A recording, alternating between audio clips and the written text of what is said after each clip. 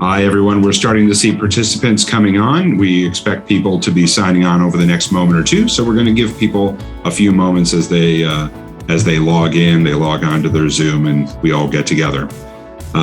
We'll be starting in just a few moments, but until then, I just want to make sure that everybody knows that our hope and our expectation is that when we do this in the future, we'll do it in person and that we won't always be separated by just doing virtual content, webinars, and that sort of thing. Our hope would be that we can do this in the future and we can be together. We'll give people a moment or two as they log in and we'll start the discussion. Okay, well, we're 3 minutes after the hour. I think we can start to do our introductions and start to say hi to folks. And we are going to start a little bit of a slow pace as we get started, hoping we're giving people more time to come on.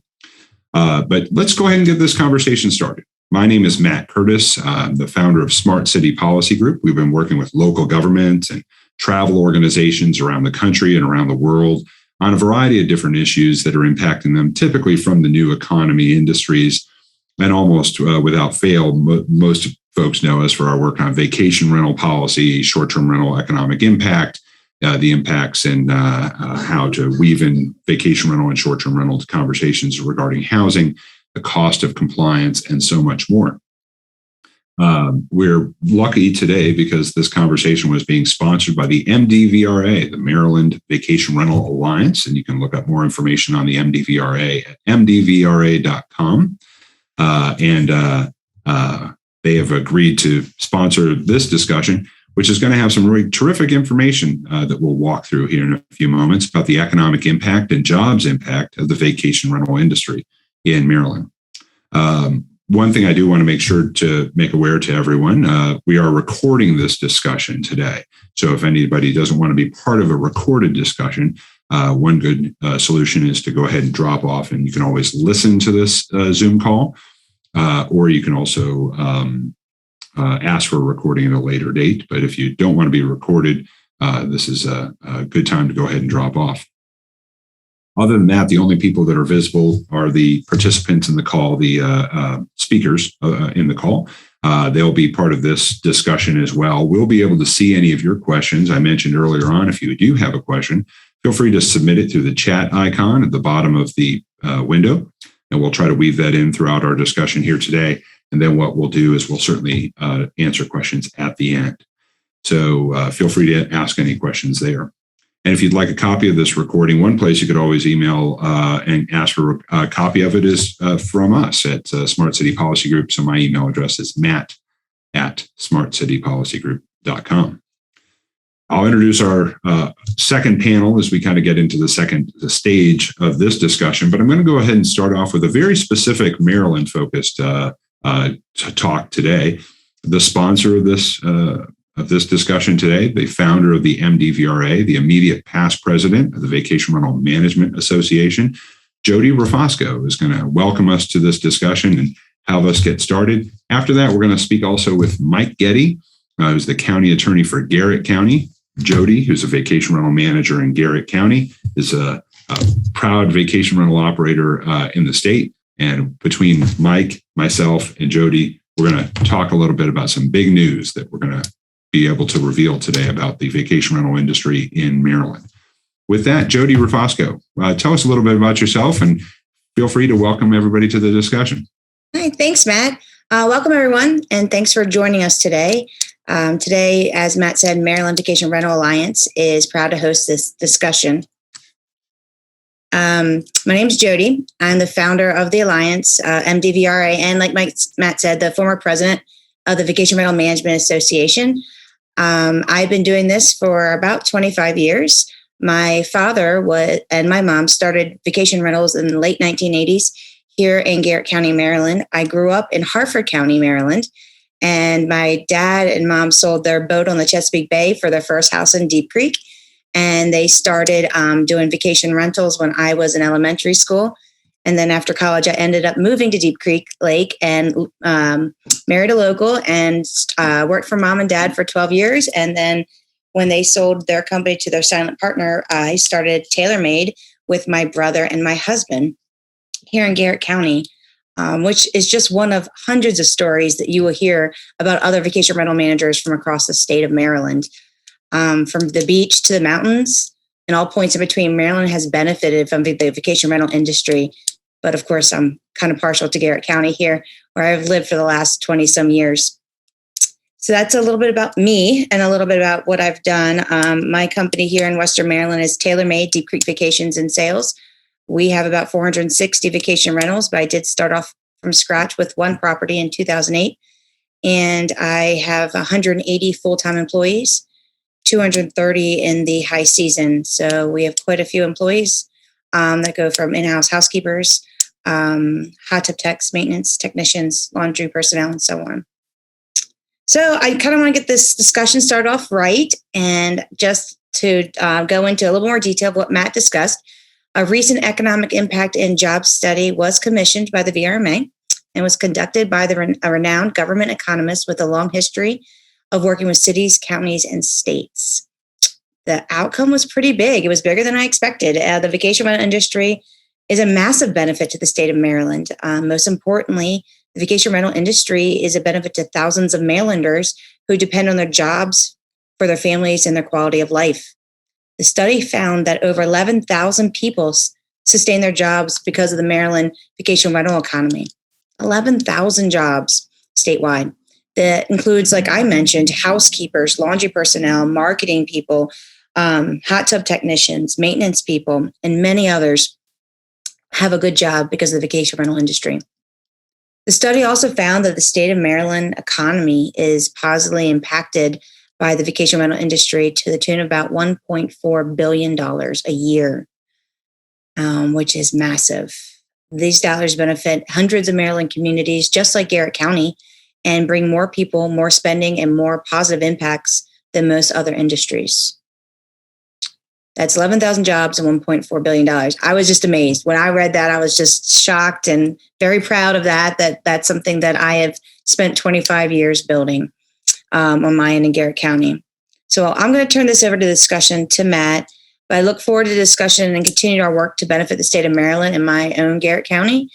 I will tell you we'll be posting the economic impact and job study on MDVRA.com probably in the next couple of days if you guys want to dive into it a little bit more. That's great, Jody. I mean, it is a huge number, right? I mean, it's absolutely huge. It shows it's a big industry for Maryland, for Garrett County, and for the other vacation destinations in Maryland. I wanted to talk a little bit about a couple of the other numbers that are part of the economic impact study that people will see.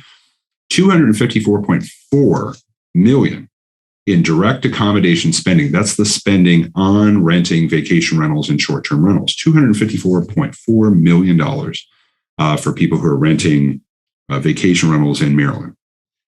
And then the visitor spending.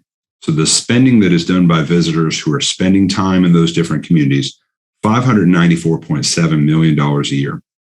That's people who are staying in those vacation rentals, but they're going out and renting recreation equipment or spending money on restaurants or retail or whatever. $594.7 million a year. Clearly huge industry impact, huge spending, and great economy for Garrett County and for so many other destinations in Maryland. So taking a look at that economic impact study, I think would be something folks will want to do. You'll probably see some more news about it in the near future, but this was an opportunity for us to get together with the most impacted stakeholders in the state and in these different vacation destinations to understand what these numbers mean and to give you an opportunity to hear some discussion around it. We're going to switch gears here for just a moment, but we can go back and reference those economic impact dollars, those economic impact figures more and more throughout the discussion. But clearly it's a big economy to the area. And that's great for Maryland and great for those vacation destinations around Maryland. I wanted to talk a little bit, if we could, about Garrett County specifically. So now we have our second generation vacation rental manager, Jody Rafosco, and then Mike Getty, the county attorney for Garrett County. I wanted to talk to you guys just a little bit about the vacation rental situation in Garrett County and what it means to Garrett County. So, Jody, just because you've done this for so long, you've inherited this business and grew it from the business that your father started. Talk to us a little bit about what do vacation rentals mean to Garrett County? Well, in Garrett County, it's a little bit different than maybe some other destinations. The number one accommodation is the vacation rental homes themselves, not hotels. We do have hotels here, but the major one is vacation rental homes. And the vacation rental industry works very closely with the county, and it's very important to have strong communication with the government here. When my father was doing this, back in the early 2000s, he worked closely with the local county government to develop the Transient Vacation Rental Unit Ordinance, which is an ordinance we still use today to help safely regulate vacation rentals in Garrett County. And that what happened is we've been doing it since 2000, I think about 2006. But recently, a challenge came from an application of opinion by our Western Regional Fire Marshal, which could have resulted in the vacation rental industry either going away or going underground, which is never good. But the Garrett County leaders found a solution. They created a creation of the county fire marshal who will create rules for the unique understanding of our county here in Garrett County. But hopefully working together to understand the burdens of our vacation rental management companies and create a solution, Garrett County will continue to have economic success with vacation rentals. So, Mike Getty, is a county attorney. One of the things that we see and we have seen and studied over the last 10 or 12 years around the country, the U.S. Conference of Mayors commented on this in 2012 and 2014. If vacation rentals are over restricted, so regulated to such a burdensome level, that what can result is driving the activity underground, which then, of course, you miss out on the opportunity to achieve compliance, which is the goal for really any community, whether they achieve it or not, is often the challenge. Do you find that to be a concern in Garrett County? Are people talking about, finding that sweet spot between creating some registration, some regulations that can allow people to get into a program without burdening it so much that we drive it underground or away? Yeah, Matt, and just preliminarily, just by way of introduction, I am the county attorney for Garrett County. But in today's presentation, I really have two roles to play. I'm one of the very few part-time county attorneys in the state of Maryland. I've been doing it for about 40 years. The principal part of my practice is actually in the private sector. I do represent folks in the vacation rental industry and have for many, many years. But in response to your question, it's been a number of years ago, but as Jody points out, her father, along with her mother, were instrumental in the early 2000s in appreciating that regulation is not necessarily a dirty word in terms of the vacation rental industry. But it is important to, as you said, hit the sweet spot as to how those regulations can be presented in a way that enhances the industry, protects the public, and allows the governmental entities to discharge their respective duties. In that effort, a former judge in Garrett County, Fred Thayer, worked with me and others within the industry and in the private sector to come up with a vacation rental ordinance that tried to do just that. No one believes that it's perfect. There have been challenges. There are challenges on a daily basis. But the object was to try to ensure that the public, the visiting public, was assured that they would have a safe and consistent, hopefully, experience within the community. I think it has worked well over the years.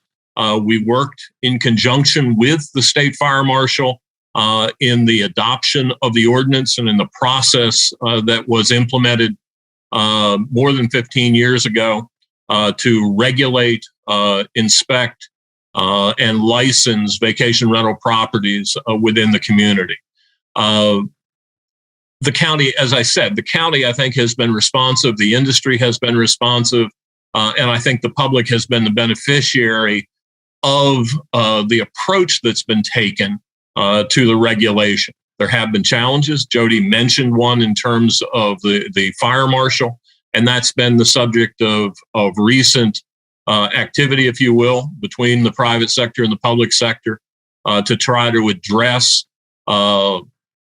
the manner in which regulation of the vacation rental industry and the classification of the properties can move forward. And again, it's worked out very well. We appreciate, when I say we, the county certainly appreciates the economic benefit that it receives from the industry. And I believe that the public sector, as well as the private sector, are the beneficiaries of the experience of having both work together. When I first heard the issue related to local fire, controls, fire safety measures are in Garrett County, it occurred to me that after these 12 years of studying this in different destinations, often the issue is related to the unique nature of your destination. That destination, a local government area, a Garrett County area, would have some differences to other destinations and other communities in Maryland. So if I understand correctly, you're now hiring your own fire marshal to create those unique fire codes for yourselves? That's correct. In the fall of, actually in the spring of 2020, the county and individual homeowners received notification from the state fire marshal. They say it's not a change in their interpretation. When I say they, the state fire marshal says they're not changing their interpretation. But in the practical application of a provision of the Fire Prevention Code, the fire marshal announced the imposition of additional requirements for alarm systems and equipment, together with sprinkler regulations, which are statewide in Maryland. But it posed a challenge because up until then and throughout the period of time that the county had been administering its vacation rental ordinance, the fire marshal was only reviewing and becoming active where there were 5 or more bedrooms. And the fire marshal in the spring of 2020 said that they would take the position that the definition of a lodging or rooming house applied to 5 or more people who were unrelated, staying in the same residence. And that's a significant change in the dynamic of the process for individual homeowners to rent their property. There were and there have been folks who, upon notice of that, have taken appeals to the state fire marshal. But in response, the industry approached the county about allowing the county to assume the role of appointing its own state fire marshal. Now, the locally appointed state fire marshal remains subject to the requirements of the Fire Prevention Code, which applies. But it is an opportunity for whoever is appointed in that position to take fresh eyes and look to the unique circumstances, as you pointed out, that exist here in Garrett County. The county commissioners have acted upon that request, are moving forward with the appointment of a local fire marshal who would serve as a special deputy fire marshal. There's a specific provision of the state public safety code that allows for this to take place. So the county is moving in that direction, hopes to hire a fully qualified person with the experience, training, and education to discharge the duties as a fire marshal in Garrett County.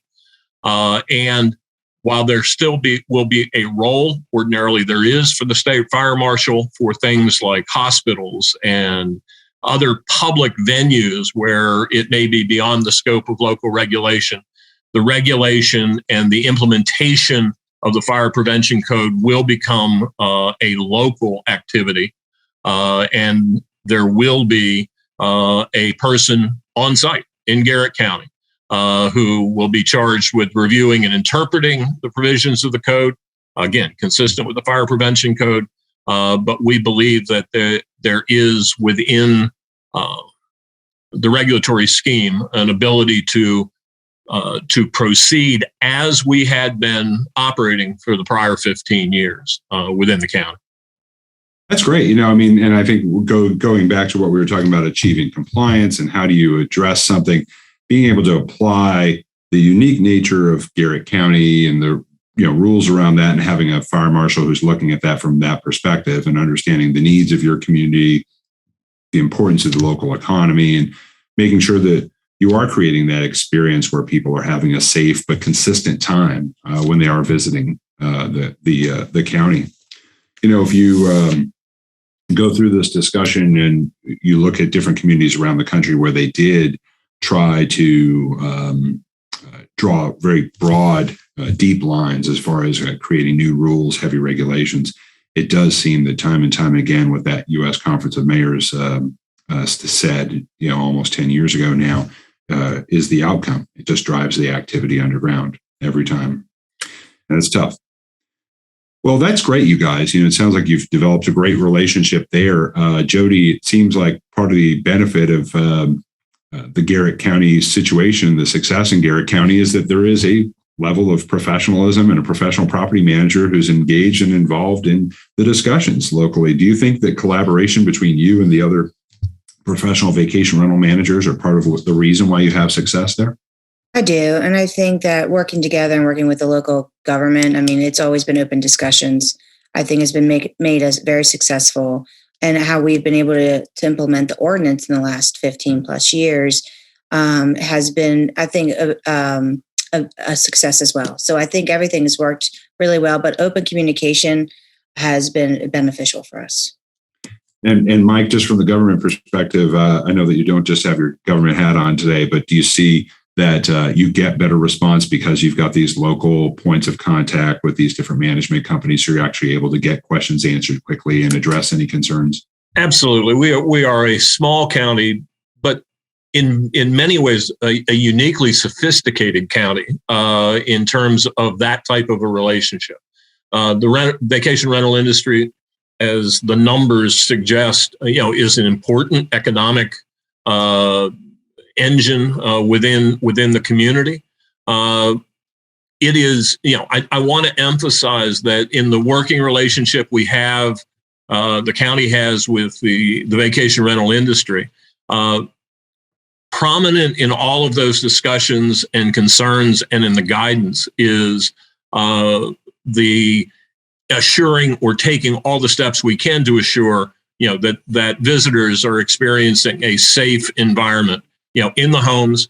And for that reason, I think the regulations have worked because they have not sought to overburden homeowners in making available their properties. But it has been helpful to have folks in the vacation rental industry, and certainly Jody and her company and the other companies locally who understand how important it is to work together to assure that we can, and certainly in respect to the fire safety, still continue to assure to the extent that we can as a government that people are having a safe experience through this industry. That's great. That's great. Well, thank you both for this. I really appreciate this. Any final thoughts, Jody or Mike Eddy? Yeah, I just really appreciate everything Mike and the county government has been doing with this situation. And they've made it really easy to have open discussion. And even though the economic impact study was massive, I think our county government is very well in tune of what we do here for vacation rental. So I just think it just basically made us sure that we're all going in the right direction. And safety is very important to us as property managers. So, we all want safe and fair regulations. So that's what we're all looking for. That's great. Well, for everybody who's watching, normally if we were all together, I'd be inviting the next round of speakers to come up on stage. But in this bizarre Zoom world that we're all living in for right now, we just invite people to turn their cameras on. And while they do that, and before I introduce them, I'm just going to go back through some of the numbers we discussed very quickly. The total economic impact for the state of Maryland, $1.437 billion a year in economic impact for the state. That's a lot for Garrett County, for Ocean City, and for so many other vacation communities throughout the state. Total number of jobs, right at about 11,000. 11,000 jobs that are impacted by this activity. Clearly, it's a huge industry for the state, and a lot of individual people depend on the vacation rental industry to sustain their quality of life and to give them those options. And then I always like to think about those numbers about what people are spending money on and those retailers, restaurateurs, and so many others. $594.7 million a year in STR direct visitor spending. So people who are staying at STR, short-term rentals, vacation rentals, but then getting out there and spending money while they're visiting Maryland.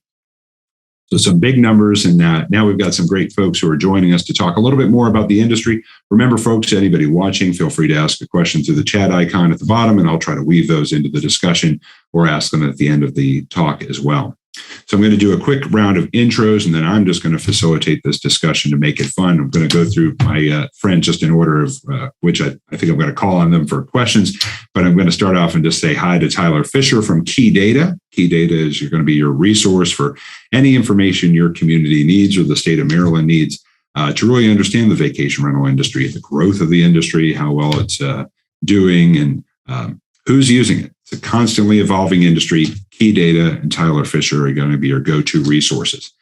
Kelvin Bean. Kelvin is the immediate past president of the American Association of Code Enforcement and the immediate past president of the Illinois Association of Code Enforcement. Kelvin's been great on code enforcement issues. How do you create those rules that actually do achieve compliance and people really do follow them, rather than, so many times where we're just trying to guess at what good rules might be? Kelvin actually has seen what works and what doesn't and has good suggestions for us. As does my pal Jeff Coffey, a former city manager, former city council member, and somebody who's researched and reviewed some 200 different short-term rental and vacation rental regulations around the country. He's worked on some great cost of compliance studies, worked on issues in North Myrtle Beach, Glenn County, Georgia, and so many other communities where they've actually achieved success. So Jeff Coffey is going to be speaking with us. From Safely, Andrew Bate. Andrew is making sure that travelers, vacation rental managers, communities, that they're all creating a safe outcome and that consistent safe stay that Mike Getty was talking about that people want in Garrett County. Andrew Bate and Safely do such a great job of guiding people through those discussions, through their products, and all the great work that Andrew has done in the industry. And then lastly, Steve Shurer with the Travel Technology Association. Travel Tech has been at the table helping communities and states figure out what regulations work and what don't, how to best address this industry, how to understand what this industry can bring to you, and how to communicate effectively to the operators of vacation rental industry companies. So with everything here, a lot of folks, we're going to get through the discussion quickly. I'm going to start with my friend Tyler Fisher. Tyler, tell us a little bit about what's happening in the vacation rental industry. I feel like we're all hearing that there was a huge boom of activity during COVID and maybe even coming out of COVID. Are people traveling more using vacation rentals?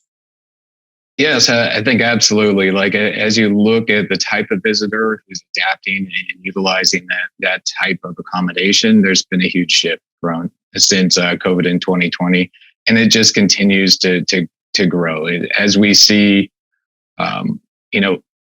average daily rate increasing tremendously and marginal increase in the number of short-term rentals without Maryland. So looking at about a year over year, 15% increase in the number of ad listings out there. And it's just really profound as we've seen it really across the country. I'm down in Florida, but with Key Data, we work with a number of short-term rental property managers across the country, in Maryland also. And we also work with a number of community stakeholders and destination marketing organizations. So we really contribute this holistic view of what's happening for the industry. And to your point, Matt, as you tend to speak, just the growth within this shared economy, we're seeing it really across the country, just taking off. You've talked a little bit about this before, just as an individual. I think this might be thought that goes beyond your role just with Key Data. But you've talked a little bit about the building regulations and how to look at regulations. And you mentioned once before about, starting with that kind of framework of vacation rental managers. You always had a great line about that. Do you remember what that was? I feel like it's always evolving. Especially I guess through these times and seeing the growth in short-term rentals too. But it is kind of everybody coming together. It is a community interest as you look at the economic benefit of short-term rentals and the positive impact in tourism, because it's a key aspect of what tourists are looking for. So we work with just a whole host of different types of organizations that engage on the short-term rental front. And there's just a tremendous interest in growth going on within the short-term rental because it's driven by a growth in interest from your visitors. So it's a really powerful aspect of the visitor profile that is really impactful. I feel like when we were first talking, even in just the last few years, we saw the length of stay move from, in a lot of destinations, 3.9 days to something like 5.4 days. Have you seen that change in just the last few months? Are we still hovering around 5 to 6 days on an average length of stay nationally?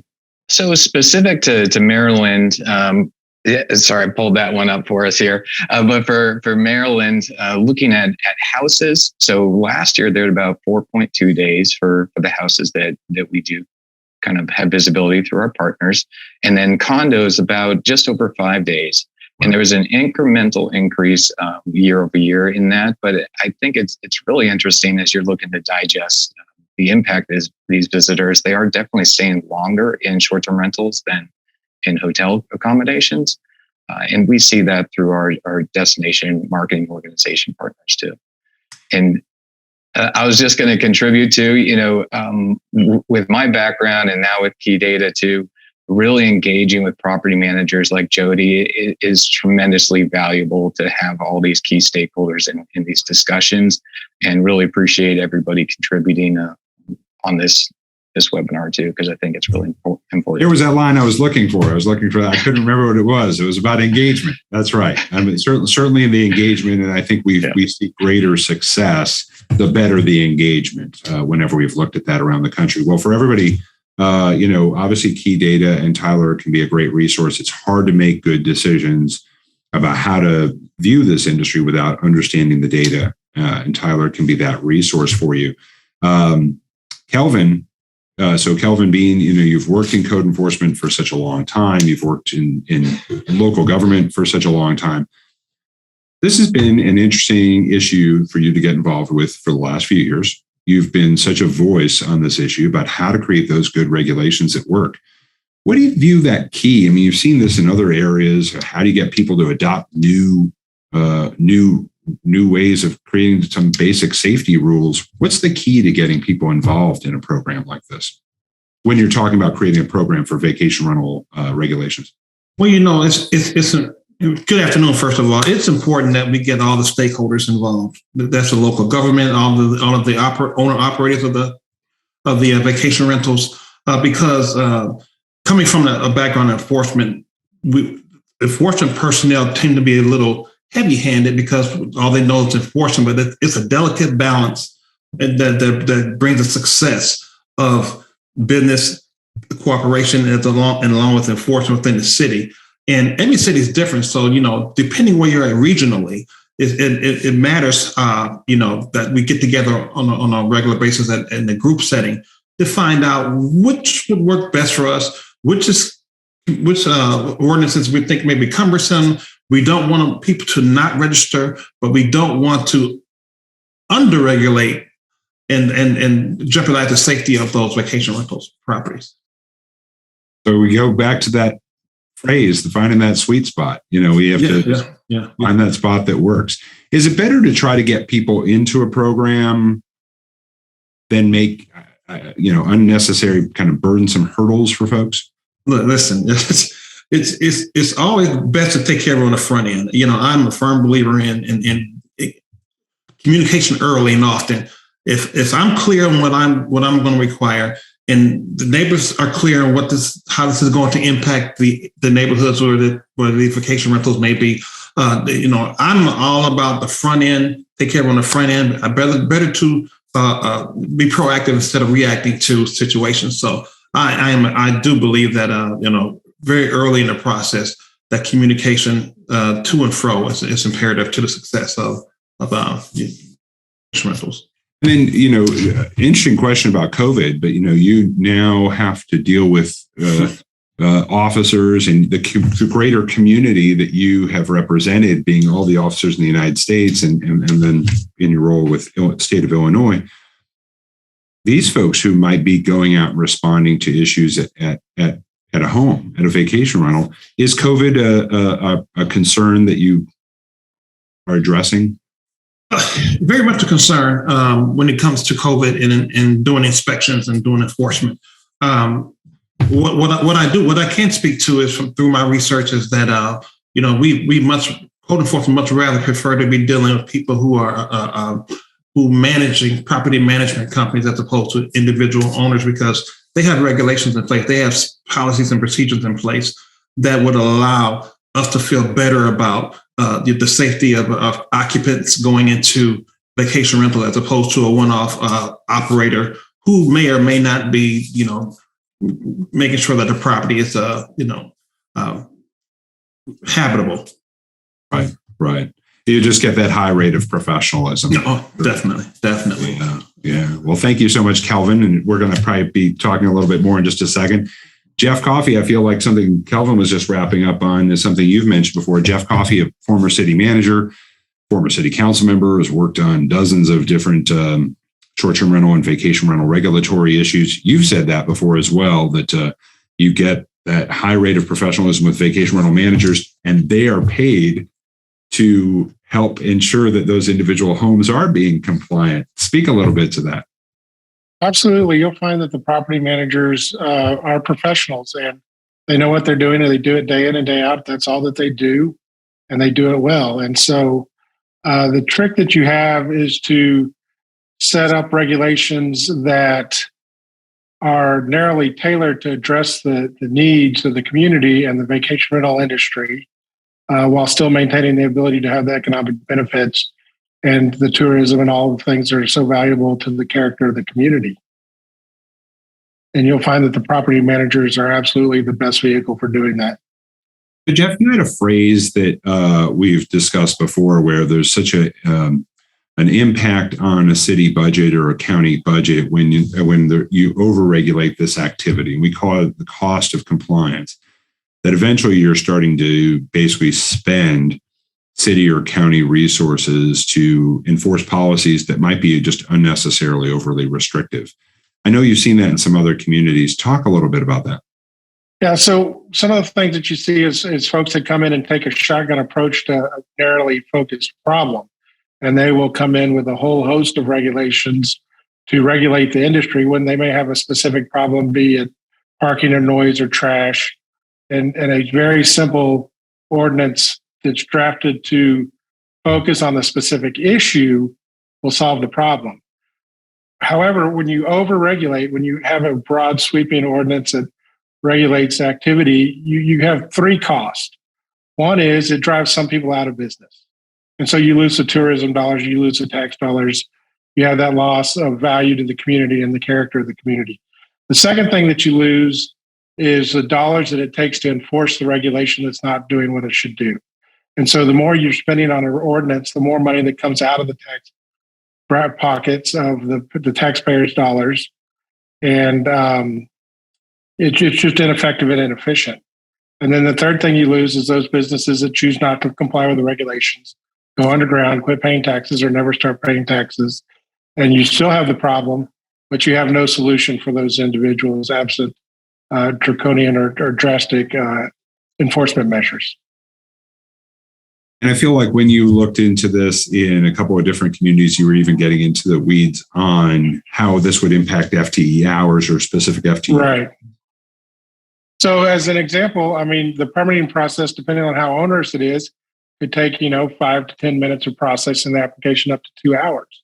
And if you have a community with a large number of vacation rental properties, North Myrtle Beach, as an example, has 3,500 vacation rental properties throughout the community.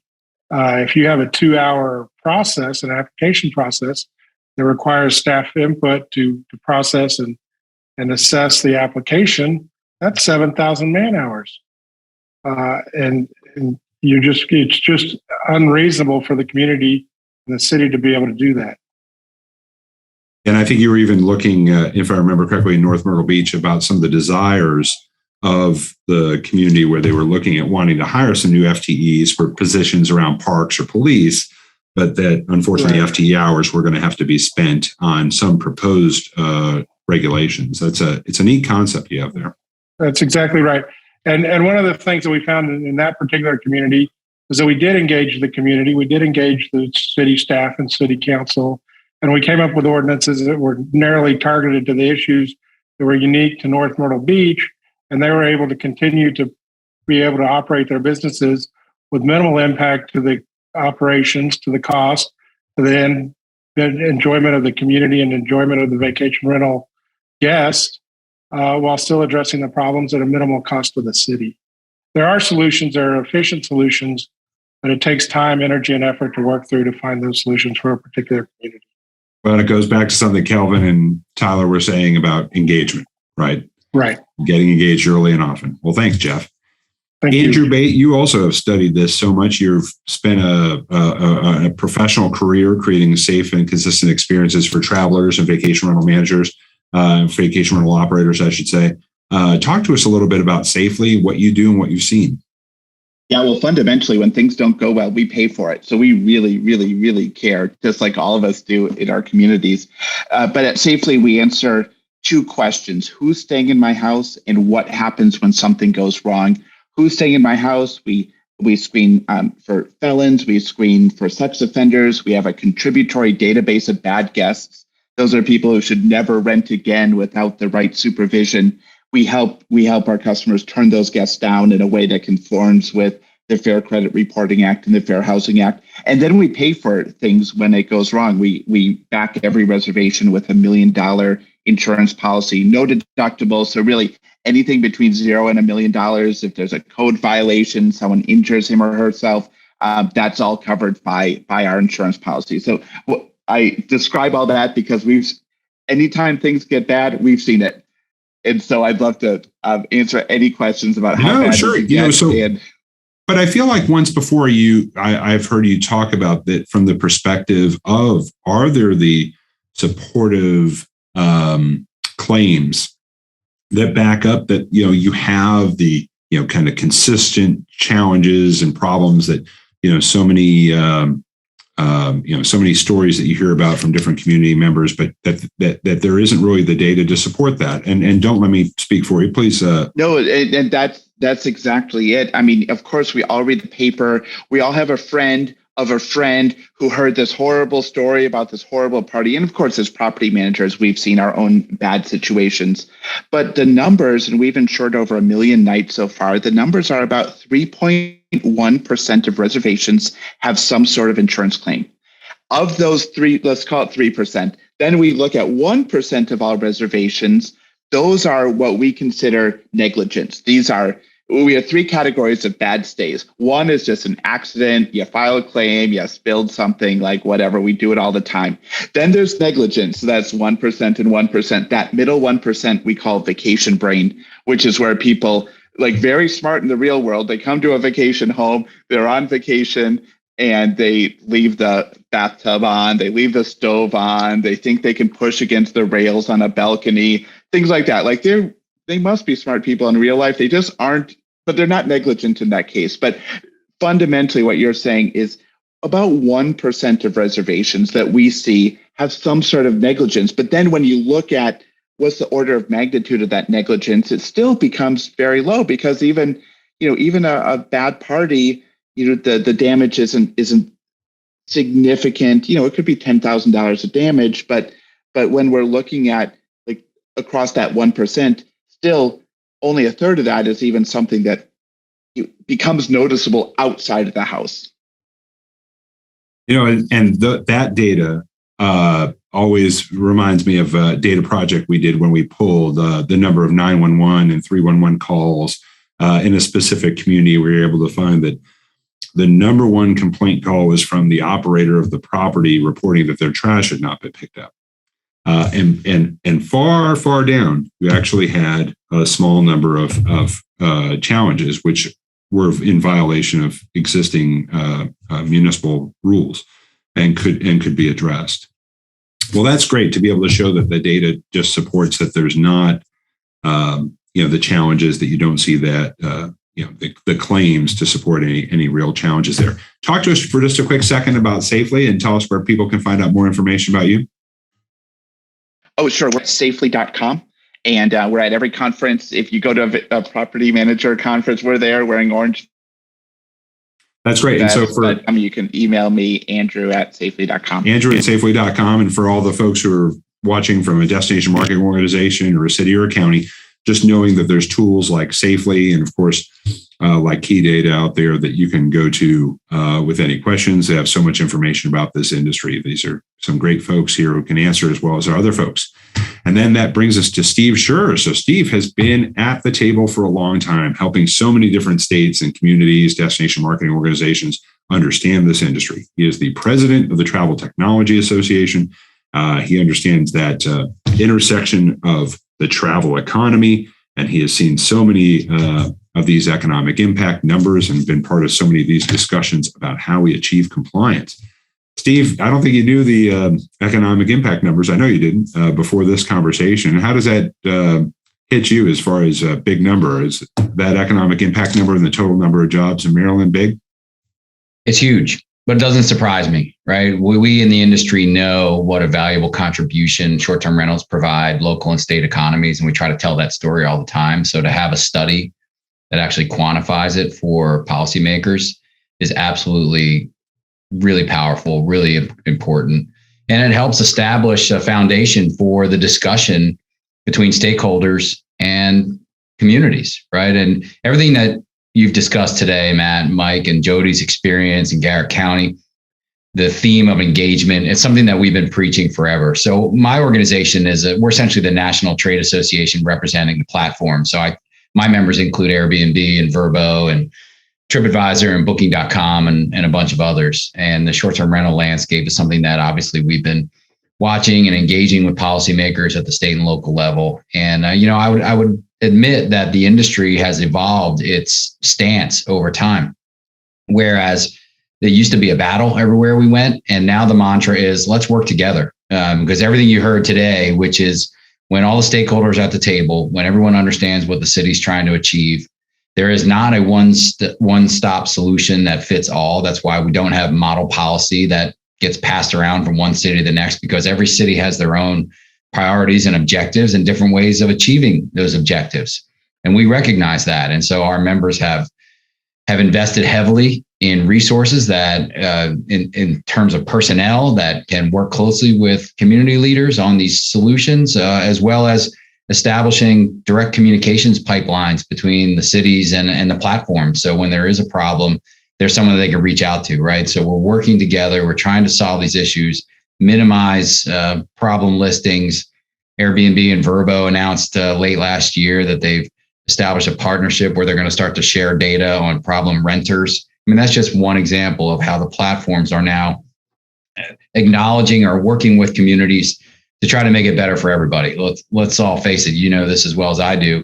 Having one renter off your platform who is a habitual problem maker is not worth anybody's time, energy, and so let's deal with that. And if they need to be removed from the platform, and then let's do that. So that, again, one example how the platforms are engaging. I'll also mention this. A lot of times cities who don't have this collaborative approach have much more of a kind of a knee-jerk reaction, and they often look towards the platforms to fix their problems for them. They think that Airbnb and Vrbo have all the answers, right? And that they're going to come in there and just hand over the data and do all these things that are not going to really solve the problem or get at what the city's trying to accomplish. And so then we have to kind of work harder to engage and have a better conversation with the cities on what they're trying to accomplish, and then figuring out a solution. And that has worked really well. We've seen the tenor and the stance change with respect to the cities and how they are now interacting with all stakeholders, owners, managers, hosts, and of course platforms. So thanks for the opportunity to be here, Matt. And I'm a huge fan of Deep Creek Lake. I'm a regular visitor up there, and happy to be here today. Thanks. Well, that's great. And so, Steve, one quick question for you. You've been a part of so many of these discussions. Same thing I've kind of went through a little bit earlier on the front end of this discussion. For the states and the cities that did pursue high degrees of regulation, do you see it just compressing compliance, not allowing compliance to be achieved, driving the activity underground? Well, I don't have any hard data on activity being driven underground, but it makes it harder for everybody to comply, right? I mean, we want a policy landscape that enables the activity to flourish, that enables homeowners to be able to take advantage of this great economy and this economic opportunity, and we want the communities to benefit from it. And so when you have a heavy-handed approach that doesn't take into consideration all the factors that we've discussed here today, it usually doesn't work. And when something doesn't work, what happens? Compliance is down, and then you've got a situation where maybe some of the activity goes underground. And so we're for the opposite, which is collaboration on the front end, enact policies that are fair and reasonable and achieve objectives that work for all. And that's the best solution. And that's what we preach, and it's what we talk to cities across America about every day. I think everyone has heard it. One word over and over again: collaboration or engagement. So getting collaborative and engaging with your vacation rental managers is going to help you to achieve success. Tyler Fisher, last thought. What do you think you're going to see for 2023, 2024 as far as the data of vacation rentals? Are we going to continue to see growth in use? Yeah, I think it varies from region to region, but the overall trend, or definitely the average daily rate, is up, and occupancy is consistent, or depending on the region, like here in Maryland, occupancy is just down just slightly, but the rate is up considerably. Where the Southeast, occupancy and the rate are up, year over year considerably there too. So the trend is still strong overall going into 2022. Probably a lot of communities can fare better if they have good data. So contact Tyler with key data. Kelvin, do you think, one question I didn't ask you earlier, is awareness of local rules typically a hurdle for getting those property operators, vacation rental managers, and individual owners to be able to follow rules? It's in some cases they just don't know, and we just need to make them aware. Many of them don't know. It's about education. Education before enforcement. You just have to get in front of it, and with any program, whether it's vacation rentals, whether it's vacant property ordinances, they just need to know what the rules are so they can understand how to respond accordingly. And Andrew Bate, anything on as far as like people being safely insured? Is there a recommendation from your perspective of what insurance level people should be looking for insurance, for their individual homes? Yeah, I mean, the most important thing is that there's liability insurance, and it's for bodily injury. Those are the big claims. Yes, you can always replace a house, but you just want to get that bodily injury. Not everyone's up to code. Things happen. You hire people to fix things. It's not always up to code. There is liability involved. That's the number one thing. Is liability is commercial liability, separate from your homeowner's insurance policy. So there's commercial liability, and it's got to cover bodily injury, and it's got to have, we like $1 million because that's a good number. It pays for someone's missed salary for a couple of years, plus medical expenses. That's in general, without knowing specifics, those are the three most important pieces.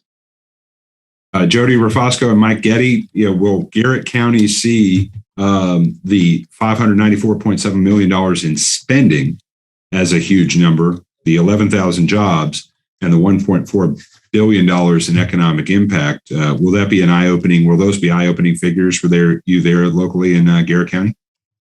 Oh, I think so. Like I said, our county commissioners, we're really, really close to them. And so they kind of know where our industry is at. But I think this just puts it down so everybody can actually see the numbers that we're pulling in. And it is increasing. To a lot of the people here that have been talking, we are seeing our average daily rate increasing. The number of nights kind of level out a little bit this first quarter. But, the one thing that's concerned about all this is that we are, and as Bob has been putting in some of these questions, is that we are seeing, I sell Bob, we are seeing vacation rental owners not licensing the property. They're going underground. It's too complicated.